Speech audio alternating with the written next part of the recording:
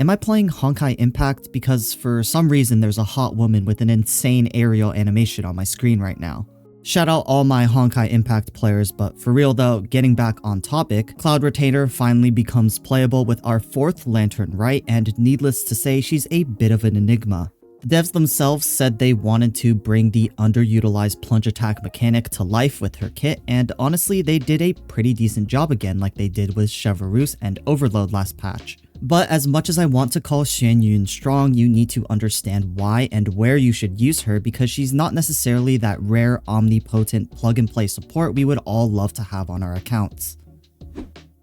Just a quick rundown of the basics so you're on the same page as I am regarding what exactly she can accomplish. Her skill allows her to jump up to 3 times, with each jump increasing the damage of her following plunge attack, which mind you looks so freaking good. Regardless of the amount of jumps you choose to do, the skill generates 5 energy particles, so in most teams it is recommended that you save time and only jump once or twice, even if it does less damage, simply because her personal damage isn't anything to harp about. Xianyun's elemental burst costs 70 energy and provides both burst healing and continuous healing for the entire party. That's pretty comparable to a Jean burst. Additionally, the burst grants the ability for your units to jump higher and perform plunge attacks. When performing plunge attacks with Xianyun's burst active, she will buff the plunge damage of your character in the same manner as Yunjin's burst buffs normal attacks, or Shenhe's skill buffs cryo damage, and also deal a coordinated AoE animo attack. The coordinated attack can be a little detrimental when trying to keep a certain element on the enemy, but at least the plunge damage increase is extremely powerful, not only because the multiplier of the buff is ridiculously high, but also because it is flat damage, which means it is also multiplied by your DPS character's damage bonus and crit stats as well. So with that out of the way, you might be saying, dang, Xianyun actually seems pretty cracked. And on paper, yeah, her numbers for damage might be low, but her buffing and healing numbers are pretty impressive, and that's what matters. The only pressing issue is that her numbers won't matter if no one in the Genshin cast wants to use plunge attacks in the first place.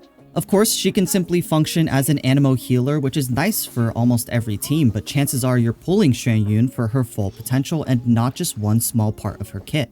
Luckily for you, Xianyun isn't actually as niche as some people make her out to be. The only thing you need to be careful about is using her with a character like Raiden Shogun, who converts her plunge attacks into a different type of damage, in this case, elemental burst damage. This means Raiden will not benefit from the increased plunge attack damage that Xianyun provides. Aside from the likes of Xiao, who obviously loves a plunge support, healer, and animo battery all in one, here are some of the biggest winners when it comes to Xianyun's release. The first winner may surprise you, and that's Bennett, specifically C6 Bennett. Usually, C6 Bennett is one of the few constellations that people hesitate to unlock because there's a perception that it may ruin some teams, but generally, that isn't the case, and in fact with Xianyun, C6 Bennett is probably one of the best things you can have on your account. This setup is what I like to call, I want to see my favorite character on the field for as long as possible, even if it's cope setup. Take Bennett, Xianyun, your favorite non-bow or catalyst character, and then a fast hydro applicator among the likes of Xingqiu, Yulan, Furina, or even Kokomi, depending on the speed of your plunge attacks. After that, watch your favorite character perform vaporized plunge attacks to their heart's content with C6 Bennett's Pyro Infusion.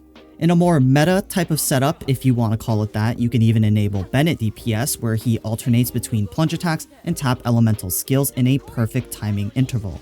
Bennett's skill multiplier is very strong with Vaporize, but depending on how strong your Hydro Applicator's application is, you may have to opt for double Hydro because he does have a pretty strong Pyro application. Probably the biggest winner out of all the synergies I'm going to mention today, aside from Xiao, is Furina.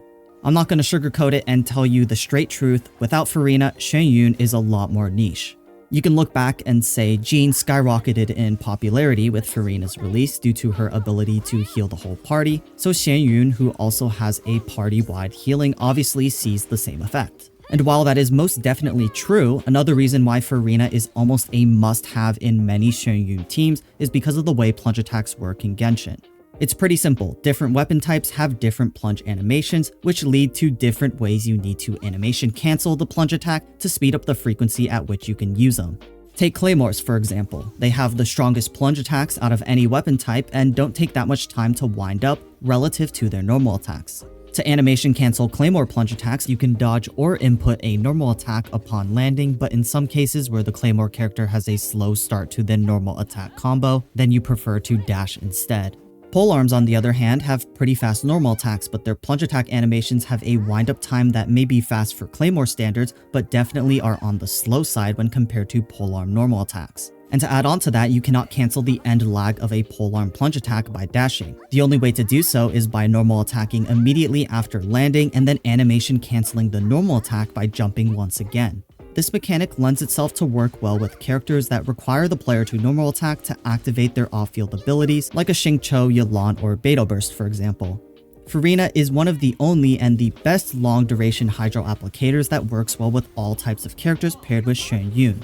This is because of her ability to apply a good amount of Hydro without normal attacks from the active character, which Claymores, who are the most powerful abusers of plunge attacks, usually do not implement into their plunge attack combos. And when you compound that with the inherent synergy that Xianyun's healing and Furina's fanfare stacking have with each other, you simply get a recipe for success. As such, team building around Furina and Xianyun is extremely flexible, and you can pretty much use anyone you want in the final 2 slots. Probably one of the biggest question marks regarding whether or not Xianyun would be a good pairing or not is in the case of Hu Tao. However, after doing a little bit of testing, I can say that Xianyun can actually feel pretty decent with Hu Tao, especially at C0.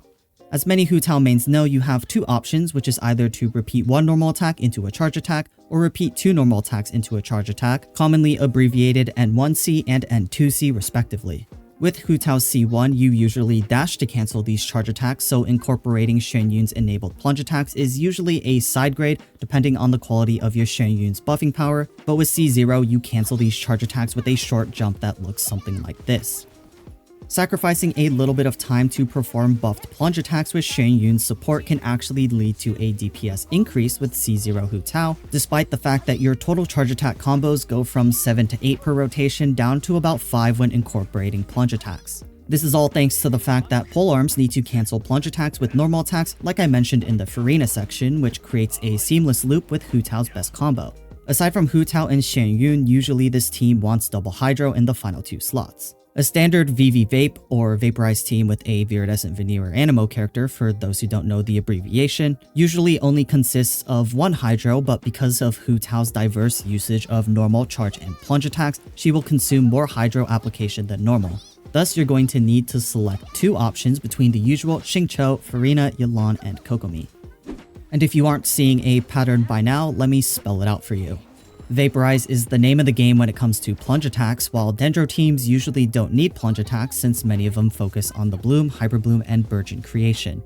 Diluc is sort of that perfect storm where his skill and burst multipliers have sort of fallen off with respect to some of the other Pyro characters released after him, but his plunge attack damage remains the highest in the game. And unlike most other characters, Diluc offers his own Pyro infusion with his burst for 8 seconds, meaning C6 Bennett isn't even a requirement to play him with Xianyun, although it can definitely help.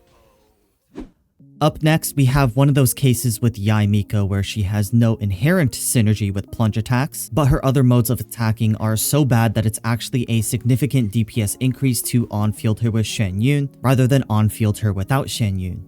Her normal attack chain literally has the worst total damage multiplier out of all catalysts aside from Ningguang, who only has 1 normal attack, and her charge attack takes 10 years to finish its animation. Yae is usually an off-field Electro unit, but with Xianyun, you now have a solution to on-field her if you're running a team that has no other viable on-field option. For example, a official Yae, Dendro MC, and Xianyun Aggravate team would use Yae on-field with plunge attacks, but keep in mind that this isn't limited to Aggravate, and the philosophy can also be used for Hyper Bloom and Taser teams as well. And last but not least, Gaming joined the Genshin cast at a perfect time. For those planning to get him for free with the upcoming Lantern Rite, he's pretty disappointing damage-wise at C0, but Xianyun is one of the best ways to prop him up without getting higher constellations like his C4 and C6, since his elemental skill is about dealing plunge damage. And luckily for you, although he is a Pyro character and does fall into the standard archetype of Vaporize with the exact same setups mentioned earlier, his Pyro application is slow enough to the point where you can also play him as a melt carry. Rosaria provides fast enough cryo application that if you run a team like Gaming, Bennett, Rosaria, and Xianyun, You can find a decent amount of success when timing Gaming's plunge attacks correctly for melt. All that yapping just for a whole ton of pyro impact. I know, I'm sorry, and hopefully a rapid fire artifact section can make up for the ridiculous amount of time that I just spent on that teammate part of the video. So, the only artifact sets you usually want to consider on Xianyun are Viridescent Venerer and Songs of Days Past. I know you've probably heard this from 50 million other people, but Viridescent Venerer's Red Shred is very powerful when set up correctly. The only issue is that in some teams you may not get the right elemental Red Shred if there's no feasible way to swirl the correct element. For example, a double Hydro team with Hu Tao experiences this problem with swirling Pyro, although maybe that's not the best example because swirling Hydro instead of Pyro for your off-field damage dealers isn't always bad either. Anyways, in those types of cases, Song of Days Past is your next best option. On most other healers, this set sucks because it's so restrictive about when the buff is up, but for Xianyun, who has pretty balanced burst healing and continuous healing, she can always get at least some value out of the 4-set effect. Options that provide flexibility, like the 2-set emblem with a 2-set that provides attack, or other healer sets like Ocean Hued Clam can be viable, but generally are considered slight downgrades to the 2 recommended options. Artifact stats consist of ER in the Sands, attack percent in the Goblet, and attack percent or healing bonus in the Circlet. My recommendation is that you run attack percent in the Circlet over healing bonus simply because her healing is already sufficient with just talent levels and building attack, and also by building attack you increase the potency of her Ascension 4 talent, which buffs the plunge damage of your characters. Like main stats, substats are literally just attack and energy recharge, so overall she's a pretty cheap character to build since we don't really focus on her damage. The only thing to note is that her ER requirements depend heavily on how much energy her teammates generate through their skills and external sources like Favonius weapons, but a good benchmark to aim for is 200% ER to be on the safe side. 5 animal particles for a skill with a 70 energy cost burst isn't the worst, but also isn't the best, so that's why an ER stance is usually recommended over an attack stance, especially if you decide to run a weapon that has no energy stat or passive. And with that being said, we have the perfect segue into the weapon section. To no one's surprise, Xianyun's best catalyst is her signature weapon, Crane's Echoing Call. However, unlike most supports where they can usually get by without their signature weapon because it's kinda mid, Xianyun sort of breaks that convention. Every single one of her constellations aren't worth chasing aside from maybe C2 if you're really down bad for her. So right after pulling your first copy of her, any leftover Primo Gems you want to spend can go towards pulling her weapon. This signature catalyst passive not only provides insane plunge damage buffs, but also provides ample energy to Xianyun so that she feels quite comfortable to play even if your energy recharge is on the lower side. But it also helps that most of the other catalyst options are kinda mid. Oathsworn Eye is your next best option, providing both decent attack and an ER focused passive, but because it's a 2.5 limited event weapon, now that we're in patch 4.4, I know a lot of players don't have access to this weapon anymore. Prototype Amber and Favonius Codex are the only other options that I'd recommend to alleviate Xianyun's energy issues, but these 2 catalysts have very slight downsides despite how well they serve as generalist catalyst options. Prototype Amber provides HP instead of attack, which doesn't contribute to any scaling in Cloud Retainer's kit, and Favonius Codex does require you to focus crit rate and substats to reliably proc its passive.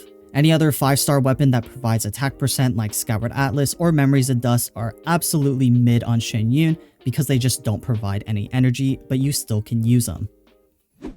And with that, that's all I have time for today.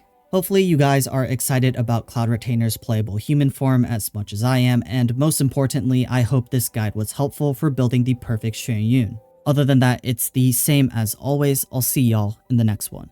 Peace.